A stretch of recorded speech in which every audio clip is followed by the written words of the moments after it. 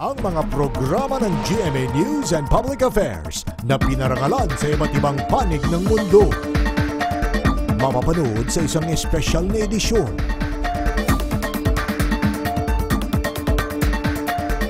Kasama ang mga panayam sa mga lumikha sa bawat palabas. Ang mga kwentong ipagmamalaki natin dahil tayo'y Pilipino. Ihahatid ni Howie Severino. Sine Totoo. Tuwing Sabado ng gabi sa GMA.